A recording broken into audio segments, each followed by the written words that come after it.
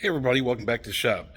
From my last video, you seen I was talking about what the car did to NA, and I've had enough of that, so we're gonna move on to boost, and this is why.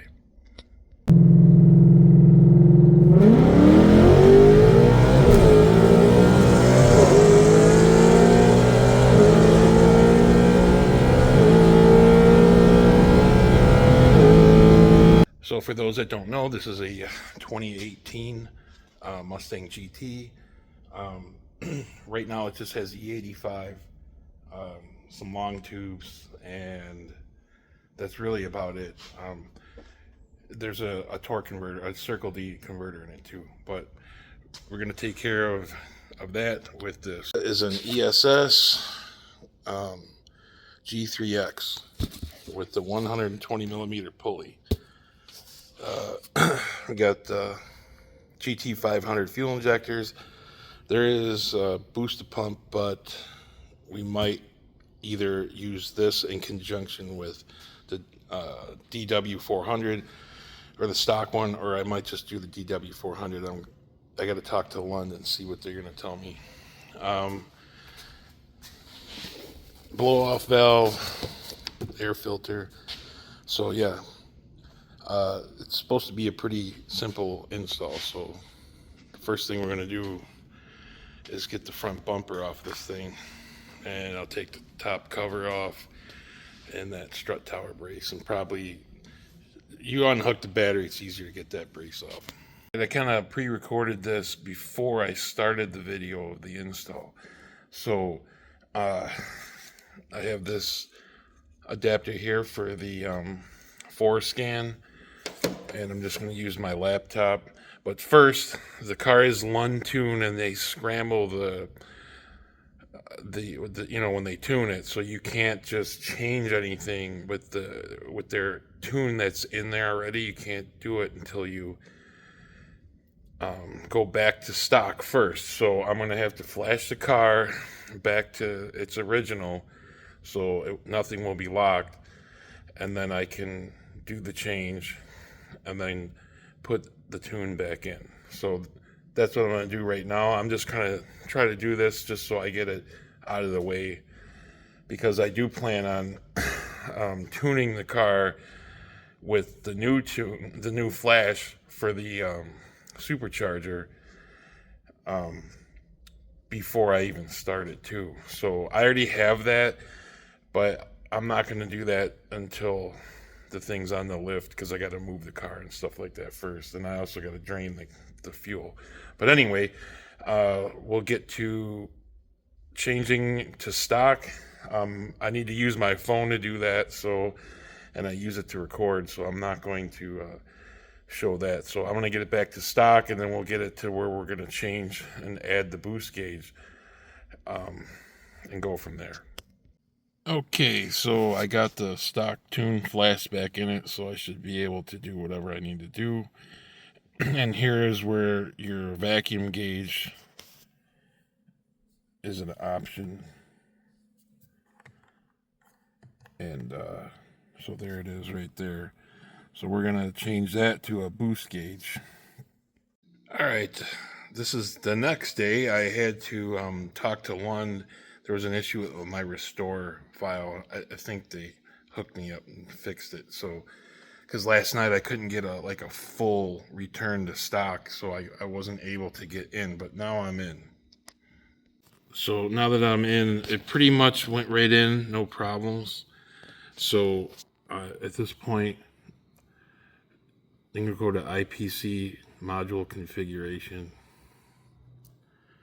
You're going to go down and hit like the play. Let's hit stop and play. Oh, let's go back.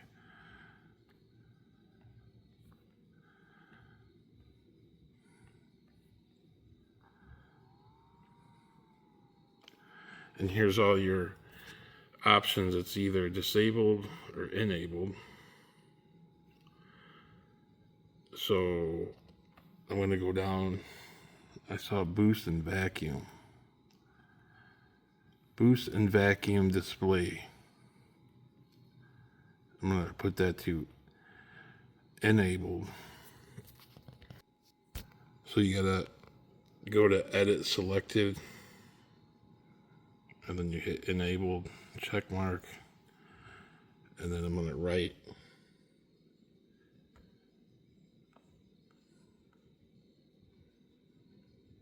And then confirm.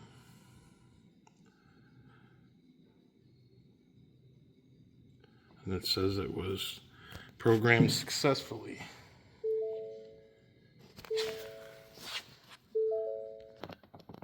So now it's showing here as an option, vacuum and boost. So let's see. Back out of there, show gauges, and there it is.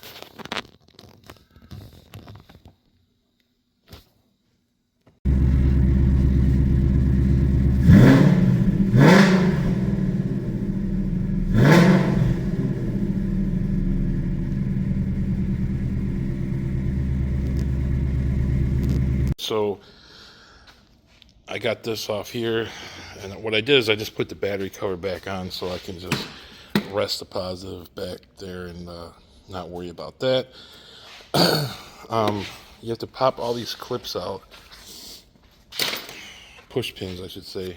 They're like this. Now they're kind of hard to get out even after you lift this up. So what you want to do is put your hand, so after you lift them all up and then pull up on this, but put your other hand over that, because they're going to pop out. That way they won't go flying somewhere else. But yeah, after you get all those out, you can take this off, and then it exposes these top bolts right here. And what we got to do now, there's some bolts right up in here. We got to get out and take the bottom tray off. Okay, so these center are 8mm heads, and this was 732. So whatever metric equivalent you have to 732, that's what you need on the end. Maybe I'll look that up right now. Then ones are 5.5mm or 732. Either one works. So all these bolts that go around the edges here, 7mm. There's a couple push pins. I'm probably gonna have to lower the car and get the steering wheel unlocked so I can just turn the wheels side to side to get the those bolts out up there. One thing that might be a problem is this tow hook. I don't know that it's gonna fit in there with the intercooler. It might, I hope it does. I mean, that's the width, but I don't know. The way the bracket goes, I think, I don't know, we'll see. I hope it fits, because to get it in the trailer, I really need it, and then that means I'm gonna have to put something somewhere else. Okay, so these behind here are the two studs I'm talking about. There's one here, then there's like a push pin, which is gonna come downward now, because that's what's kind of holding it up. So that's really the only thing holding it. So there's that on both sides. So this should be free to come off. So let's see how that is.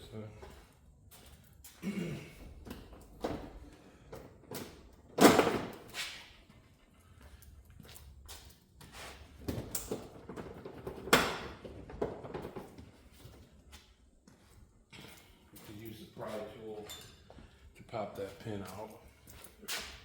Doesn't feel like it's coming out. I'd rather do it like that. There we go. Seems to me like it's gonna fall right off. So just lift it up off these pins. Hopefully there's nothing left. This car had the active grill, which to put this in, I took that out anyway. All the shutters, but now there's two bolts here, and I think that's it. Looks like two pins up here to hold it, so I'm gonna get that out. So what I got here, I got the crash bar off, all these push pins pushed out. Gotta take this thing out of here. Just pull it out. I got the other side off already. And then we'll just see what it's going to take to put this on here. The intercooler with this tow hook. I'm going to have to get a different style, I think. I don't think it's going to work. So let's get with that. It's on the intercooler. You have a little baggie of bolts. There's bolts that look like this. This is a slightly larger size. The slightly smaller diameter. The length is about the same as for this. And then there's 4 flat washers for that. And then what I did is I put a dab of Loctite on those, and basically it's ready to get put in the car. And you know, there might actually be room, so we'll see, but I think it might be okay. This is the first time for me ever installing one of these, so I have a light coat of like clear grease on that O-ring, and then I had to open this clamp up all the way to get it to go.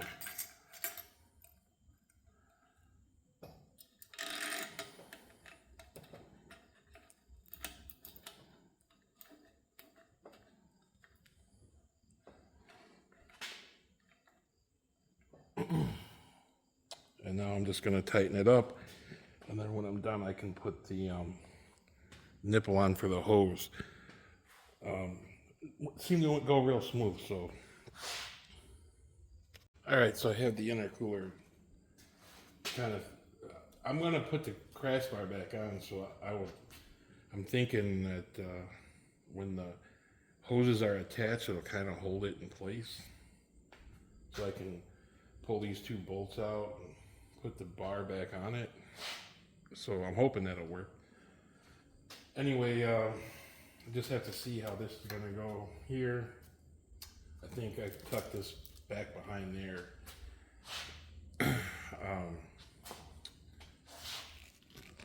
As far as the tow hook, it is not going to fit because I thought this maybe went over enough. But I am off. Like, if I put it up, it's got to be this far over. So I don't know if I could just redo the hole in the bumper and just have it come out, whatever that is, 2 inches over. So, I mean, that's going to be the worst of it. So, we'll see. So now the next thing I'm going to do is start taking this stuff off here. So I'm going to take the air intake off. I'll probably loosen this, move it out of the way. I'm going to drain the coolant, and probably I might have to pull this intake because I got to do the injectors and lockouts. So what I did do is I unplugged the fuel pump and started it and let it run out of gas. So surprisingly, it ran much longer than I thought it would with the fuel pump off. So just be ready for that. So you can start to gain all kinds of room when you get that stuff off. But anyway, this is the part you got to put the mass airflow. It will only bolt on one way, so I mean, this is just, you know, the pipe's even, it's dead center, so it really doesn't matter. It wouldn't matter if the bolt pattern didn't matter, but this only screws on one way, and then you're going to want to have that end with the pocket facing the way the air is going to come in, which is going to be from passenger side to driver's side. But we'll worry about that when we actually put it on. The next thing, there's a cap for this because all that stuff's gone, and we got to drain the coolant because I got to change the thermostat housing. So in my case, like, not everybody's going to do those lockouts, but in this case I am. So what I did is I drained the coolant because I got to drain it anyway. All the injectors are unplugged. The high pressure fuel line coming from the rail is disconnected, and you just use that little blue unlocking tool that unlocks that spring. We got the feed fuel line off. This is for the power brakes. All the vacuum lines are off. Now I just got to pull the intake manifold bolts out, and I don't think anything else is attached. I'm going to take this out. I'll change the fuel injectors, put the lockouts in, then put this back on, and then this part is done. When you're taking this manifold off, there's a couple pins back here that's holding like a wiring harness. You need to pop those off because it's going to keep it from coming out. And then you got 3 connectors back here. And then all of this is going to come off. So there's 6 of these torque screws. And then there's a couple of these here. So now I'm just going to pull this off and then put the lockouts on there, and then on the wiring harness in the car where these plugs used to go, and just zip tie them to the wiring harness so that they're not flopping around. So I'm thinking these are just going to slide off, which it does. Pull this vacuum hose off. It's a little tight.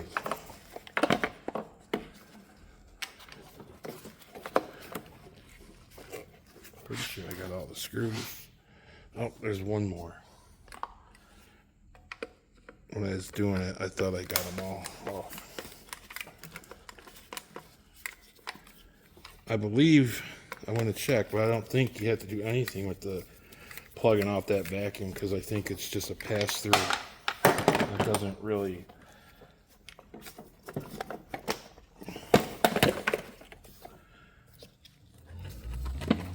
I mean, worst case, you could, if you had to plug it, you could plug it, so I don't have to get that off there. All right, I just got it popped off here. Like I said, I don't think that you have to do anything with this, so I'm gonna find out for sure. But I thought I saw where this can just be left alone. But now you got this junk out of the way. Now I'm gonna get the lockouts, put those on, and then the intake can go out, and then do the injectors. For those who want to do the injectors without pulling the manifold and doing all this, these little piles of dirt, as soon as I lifted the injectors, dropped a shitload of dirt, which would have been the cylinders. So I don't recommend doing this on the car if this, you know, this is a 2018, so it's got 2018 worth of dust and dirt in there. But that is a significant amount, and here's the rest of it. So here it is with these attached, and these are in the open position. I can show you after I'll pull the rail off and we'll look underneath it. So when you put the lockouts on, this is what you want to see. It's wide open. Those little trap doors are all the way open on both sides. You can see all the way back there. If they were closed, you'd see like a big door closed in the way. Now I did get these gaskets. I might as well just change it while I got it off. I can get the part number, MS97215, and the local AutoZone had these in stock. All right, so these are the stock injectors still. These top clips just slide right off and then fit in the groove and the top of the injector. But now that they're all out, there might be some gas in it still.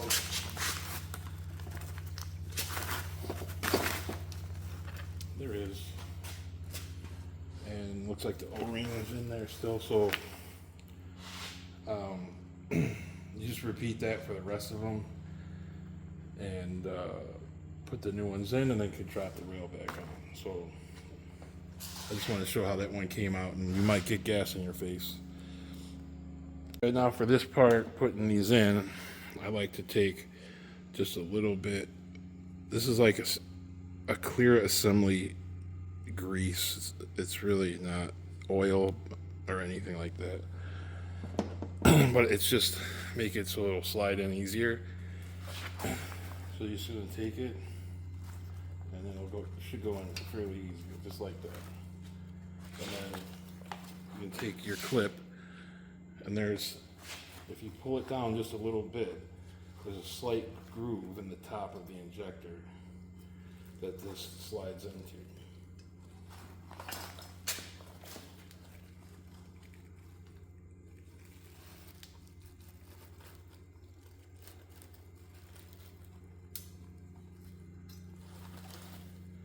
And I'll tell you what, the one I just did before this was like 2 seconds. There we go. And that holds it from coming out.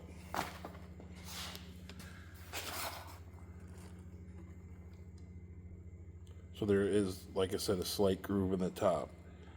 That clip goes in, and then it grabs the top edge right here, that wide. That's the groove that piece slides into. All right, I also put a light coat on the O-rings that go into the manifold, so it will just go in a lot easier. And I cleaned all these holes out with a rag and a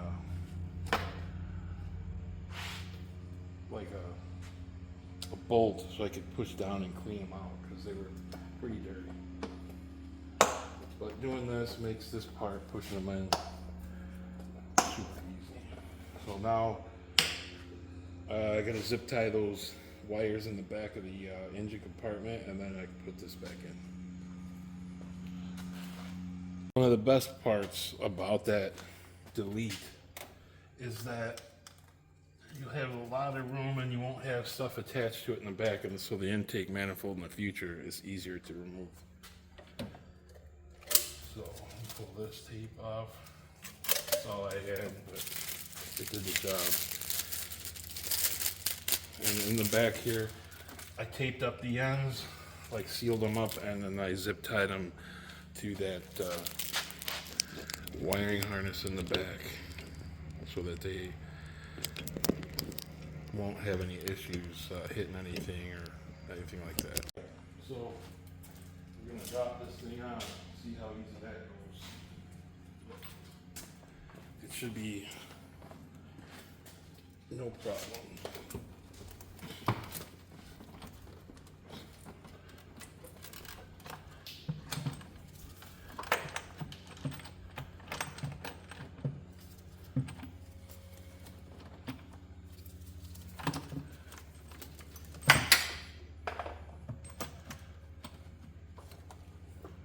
That was a lot easier than taking it off. All right, so next, well, I got this hose off. I had this, but I'm not going to use it anymore because the threads on the top are fighting me to get this on. So I'm going to put the old one on for now and probably get another one. Not the same one of these, but anyway, that pisses me off. But anyway, so this upper hose here, I got this thermostat housing in. There's an O-ring inside there. It was fine. I just reused it. I cut about a 1/2 inch off this hose. So you just kind of, when you take it off, you're just going to twist it and push it on this way. You take the nut off this alternator and thread this on there. And then 2 timing cover bolts. One's right above here and there. And they give you obviously you see that hardware to bolt it down. And then they even put a little stud here for this, which was to hold the wire in place. It used to be here. There's a stud there that held it. So now we got to get the other outer bracket on, and we're on our way. This part here, now obviously I got this all on here, but there's a spacer with like a tapered edge on it that goes towards it. You want it to go towards the engine.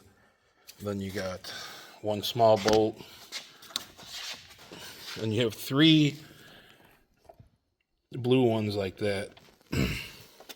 So you got the spacer that's got threads on both ends, and there's one in the front behind the supercharger. You can't see it now, but it goes to that one shaft that you install on the alternator, and then there's 4 bolts that hold the supercharger to the bracket. So now I'm going to put the belt on it, and then I can torque this down, and then the rest is going to be like ducting and hoses. All right, we got the all the charge pipes connected except for this one that goes for the air cleaner. Like I said, I had to put this back in temporary. I'm just going to get a different one because the cap screws on here just fine. But on the other one, it was like cross-threading or something that was pissing me off. So there's this new hose. It just barely fits, and you have to make sure that you clock the mass airflow slightly backwards to clear that thing.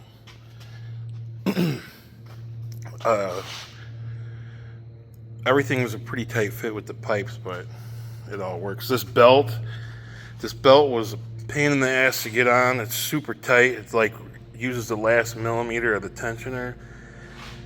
I actually put the long tensioner tool on it and use a ratchet strap to hold it down so I could come over here and get it on. The best way to do is just get it on here. So get it on every pulley all the way except for this one and slide it on. You still got to stretch it a little bit to get it, but once it's on there, it does back off just a little bit. So if you have 2 people doing it, then it's not a problem. So there's a few little things I got to do still. I got to do something with this. I got to look what the instructions are for that thing. I got to connect this. This is the vacuum line for the blow-off valve.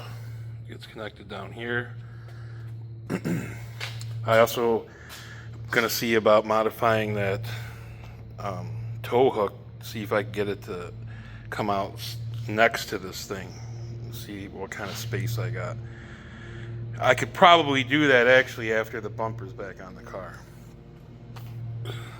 That way I know where the hole's going to be. So we're getting there. So I pretty much got everything buttoned up.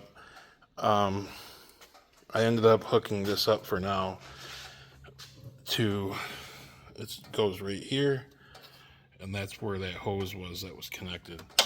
I don't know, I might add a catch can to that, not sure. Probably what I should do, it seems like you need one on both sides because I have one over there. I have a one-way check valve I'm going to install in here. I should get it tomorrow so it won't blow boost back into the valve cover. But it's pretty much all done except for the front bumper.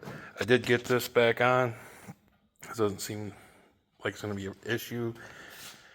The horns, I hope they clear when you put the thing on. It says you're supposed to push them forward to get them to the air filter to fit, so we'll see.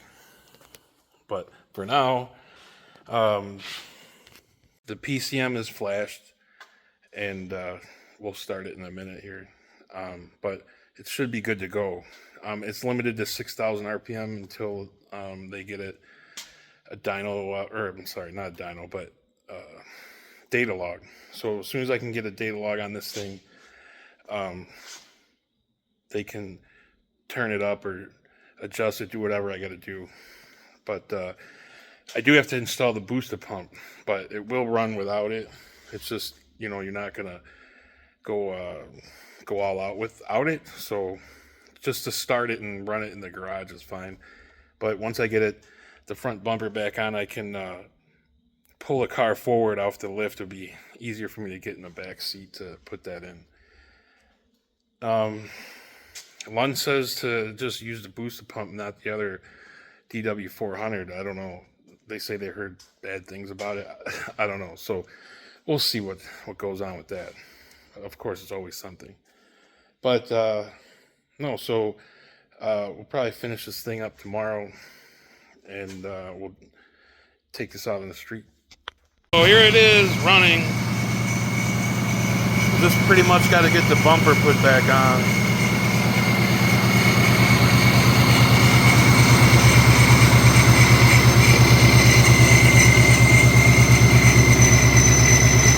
Right, so I was able to get the tow hook installed. As you can see, it's over to the very last hole there, so I didn't have to go to the outside. That would have been too far anyway, so I moved it 1.5 inches over. So if you have the ZL1 add-on tow hook and you get the G4 intercooler that hangs down much farther, you're gonna need, if you have the G3, you won't have to do that. So what I did is I re-drilled the holes and cut 1.5 inches over, or 1.5 inches off of the bracket. So those holes were 1.5 inches that way. So now we're good to go with that. So we are on the home stretch. I did an oil change. I ended up putting 5W50 in it because seen the Whipple Superchargers recommends 550 for the extra load on the engine. So this really isn't much different. So we're gonna go with that. To add is this UPR. It's got a one-way check valve, so it will blow air out but not suck air in. So I did have this thing running for about 20 minutes, ran perfectly smooth. I had to, when you want to bleed the air out of the system, you're going to have to bring your RPMs up between 2,000 and 2,500 RPMs and come out, check the bottle, go back and forth multiple times. It took about 5 times of doing that to get the coolant all the air pushed out. So it seems like it's holding now, and it is blowing super hot heat now when I put the heat on, because at first there was nothing. So that's pretty much the procedure. That's pretty basic. Like I said, I just fill the bottle, cap it, rev it up until you feel heat, let it come back down, and then just keep doing that over and over. So what I might do here, this is another breather on the other side of the engine. I have a catch can from my TRX that I took off when I traded it in. I think I'm gonna put a catch can on this side, and this is going right to the intake, so it'll stop oil from, if it even gets that far, from coming from this valve cover into here. So we'll stop it there, and then we have the catch can on this side. I have a one-way check valve coming for this hose right here, so that it cannot push boosted air pressure into the catch can. As far as getting these hoses or ducts in there, this one was fairly easy. You just had to bend the horns forward like I showed. The charge pipe that goes down here, that one was fairly easy to slip in place also. This one, you have to bend this AC forward so that you can get it through there. At first I didn't know how I was going to get it through there because it was a tight fit, but after doing that, it pretty much went right in there. And this one really was no problem. It's just that if you have this backwards, which is kind of hard to tell by the shape at first, it will not fit. So it will only go one way.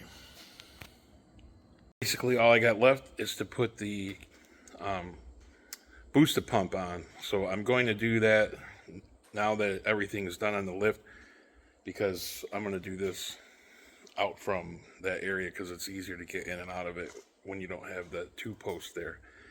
So I got to move some of this stuff, pull the car forward, and we'll be doing that. All right, just as I was about to pull up and do the booster pump thing, this showed up. So this is a one-way check valve that I'm putting on the intake manifold side. Now inside here, there's a spring. Now, it was longer than this, but when you were to blow through it, it was one way will not go at all, but the other way was sort of hard to blow through it. But so I don't want it to be hard to blow through going one way, but so you want it as easy as possible. So I cut it down so that there's only like one coil sticking out. So this way, when it's together, it's easy to blow through to the manifold, but not back. So going this way, I cannot blow through it. This way, no problem. So just wanted to note that. So what I'm going to do is, it's got to go from here to there. So I'm just trying to figure out how I want to route it so that this isn't disturbing anything.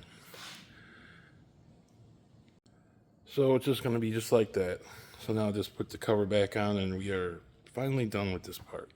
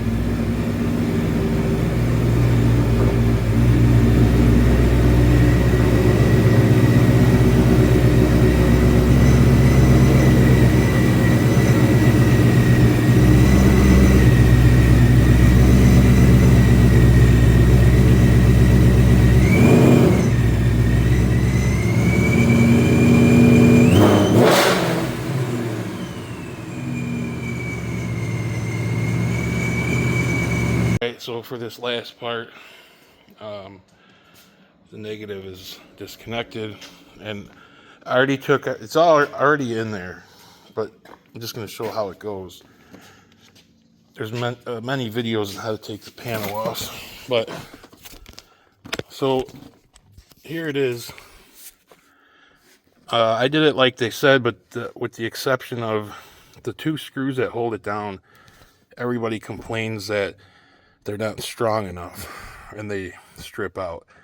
So I put 6mm riv nuts in there, and that makes it easier to remove later anyway. So I have a riv nut installer tool, so I just use that. But basically they give you this here. You're gonna like tee into your existing plug. Like this used to go here, but this is going in between. Then you got this here, and there's a fuse in there. So it's all hooked up, so everything is good to go. So now you put everything back together and finally take this thing out. All right, so this thing is finally done. I got it covered up for the night. So a quick recap on the whole thing. I would say it took me about yesterday 12 hours, probably a couple hours today. The time today really was moving my tow hook over. So if you don't have that, that's not going to be an issue. That was about the only thing I had to change. So thank God I was still able to use it, because to pull it in the trailer, this car is actually fills so wide in the trailer. It just you can't open the doors up unless maybe I can put blocks on there so the car goes up higher. I don't know. I might look into that anyway, just in case, so there's an option to open the door. But like I was saying earlier, the charge pipe on the passenger side was a little tight getting in there. You had to bend that AC a little bit, but most of that stuff went in pretty good. The brackets are awesome. Perfect. I mean, I couldn't ask for anything better than those brackets. The kit is awesome. I mean, it comes with everything you need, and it just goes together so good. Also, the other thing that was an issue, the belt. I mean, it is super tight. So you need every inch, millimeter you can on that tension to get it on there. And if you have another person, it's probably not bad, but you know, I'm not looking forward to if I do pulley swaps and stuff in the future, or do it before a race. I don't know how easy it's going to be, because now that all the pipes are in there, I don't know how easy it's going to be to get your hand in there and get the belts routed and all that stuff, but we'll find out about that. The other thing was the lockouts, where you have to actually take the intake manifold off instead of just doing it on the car, because you know, most people just change the fuel injectors with the intake on there. But I did show you in the video how much dirt was in those holes. So you know, if your car isn't new, I would be definitely taking it off anyway. So it was a good thing I took it off, because if I would have, and I was thinking about pulling those injectors off before the manifold, and I am so glad I didn't, because all that dirt would have been sitting on the valves and on any of the cylinders where the valves are open. That would have went right in, and that was a lot. So definitely just play it safe and take it off, unless it's new, like I said. I did take it for a ride and get a data log done to send to Lund tomorrow. Well, actually, I sent it tonight, but obviously they won't look at it till tomorrow, and hopefully they'll send me one back, and then we can start going back and forth, because I'm off this week trying to get the car set up. So I'm hoping to get it done tomorrow, maybe. I don't know how fast they'll do it, but so far they have done everything super fast. So I'm expecting it to go that way. Once I kind of get it dialed in with them, I will do some videos of it driving, but it's really no fun right now, because they got it limited to 6,000 RPM, no wide open throttle, you know. So it's just best to wait till we can get to that point. So please hit that like and subscribe button, and there's more to come. And that's that. So